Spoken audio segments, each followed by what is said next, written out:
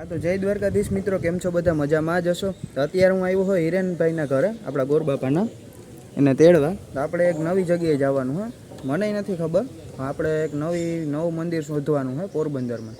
तो चालो हवे मळीए आपणे रસ્તાमां। फाइनली हिरेनभाई आवी गया है। શું કહો હિરેનભાઈ, તમારા માટે સરપ્રાઈઝ છે, નવી જગ્યા છે એમ છે? હાલો જઈએ તો તમે દર્શકોને શું કહેશો? બસ દર્શકોને કેવું છે કે બસ કેટલા દી લગી વિડીયો નતો પાડ્યો, હવે ક્યાં બોલો તું? આપણે ફરીથી જાશું ફરવા. હું વિડીયો નતો પાડ્યો, વિડીયો ઉતાર્યો નતો. એનું કારણ છે કે જે મજા નથી ભાઈ. ઓ એમ છે, એટલે આપણો બ્લોગ નતો આવ્યો, વિડીયો નહીં બ્લોગ. ઓહો બ્લોગ નતો. હા સોરી, બ્લોગ નવી જગ્યાએ જવાનું છે તો હવે આપણે જઈએ છે. આપણે જઈએ છીએ બંદરના સાગર તટે હવા ફૂંકે જીવન ખરે. પિયુષ સોલંકી બ્લોગ છે મીઠો, હવે લાઈક કરો મિત્રો.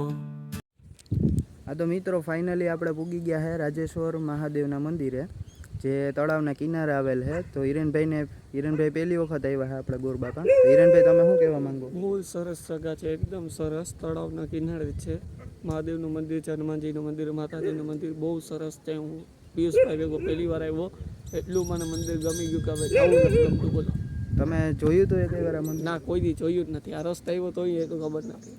હા તો તમે જોઈ શકો છો, અહીં તળાવ છે અને એને એક્ઝેક્ટ કિનારે છે આ મંદિર. તો ચાલો હવે તમને પણ અમે દર્શન કરાવીએ કે કઈ રીતના છે મંદિરમાં.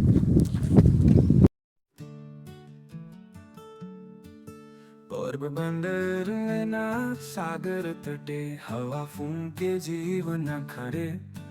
પિયુષ સોલંકી બ્લોગ છે મીઠો, હવે લાઈક કરો મિત્રો. લાઈક કરો, શેર કરો, ચાલો લોગનો પ્રેમ નો માણે ફાલો. પોરબંદર ગુંજે હવે સૌને, ચેનલ સબસ્ક્રાઇબ કરો આનું. શબ્દોમાં છે કહાની નીકળી, પિયુષના શબ્દો છે થોડી ધીમી. સાચી વાતો તો અહીં નથી માફ, પાથરો પ્રેમ આ બ્લોગના સાથ. લાઈક કરો, શેર કરો, ચાલો લોગનો પ્રેમ નો માણે ફાલો. પોરબંદર ગુંજે હવે સૌને, ચેનલ સબસ્ક્રાઇબ કરો આનું. આ ચેનલ છે આપનું દર્પણ, પોરબંદરનું સાચું આશય. લાઈક અને શેર તો કરવું જ પડે, ઉપરી વાલાનું સબસ્ક્રાઇબ જોડે.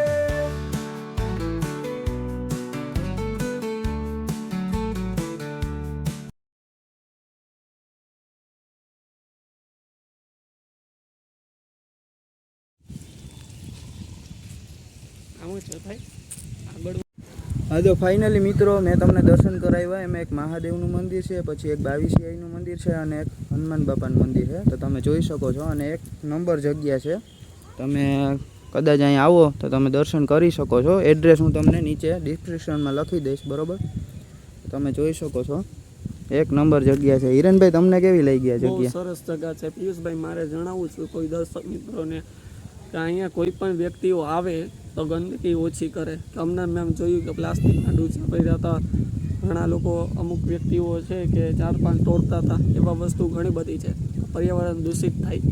જો એવું બધું ના થવું જોઈએ, કોઈ સુંદર આવી જગામાં આપણા ખાસ ચેતવણીયા રાખે, ખાસ આ નોંધ રાખીએ આપણે. એટલે આપણા ગોરબાપા એમ કહે છે હિરેનભાઈ કે અહીંયા છે ને ઝાડ ફૂલ તમે ન તોડો, જે અહીં સુંદરતા છે ને રહેવા દો એમ. અહીં તમે જોઈ શકો છો. અને મિત્રો તમને આ મંદિર કેવું લાગ્યું આ વ્લોગમાં એ મને કોમેન્ટમાં જરૂર કહેજો. અને એડ્રેસ ડિસ્ક્રિપ્શનમાં હું લખી દઈશ, એટલે તમે કદાચ તમારે અહીં દર્શન કરવા આવવું હોય તો તમે આવી શકો. અને બીજી એક અહીંથી તમને દેખાણું, જે તળાવનું પાછું નેચરલ જે દેખાવ આવે છે અહીંથી તમે જોઈ શકો છો. એક નંબર લાગે છે અહીં અંદરથી તળાવ.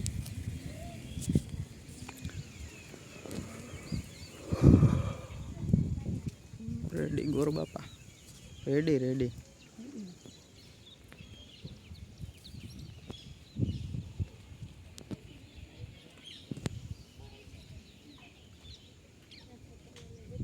ફાઇનલી મિત્રો અમે મંદિરના દર્શન કરી લીધા છે, મેં અને ગોરબાપા હિરેને. તો હવે અમે જઈએ છે ઘરે. તો આજ માટે આટલું જ. આ વ્લોગ તમને સારો લાગ્યો હોય તો લાઈક કરજો, શેર કરજો અને કોમેન્ટ કરજો. અને ચેનલમાં નવા હોય તો સબસ્ક્રાઈબ જરૂર કરજો. જય દ્વારકાધીશ. બાય.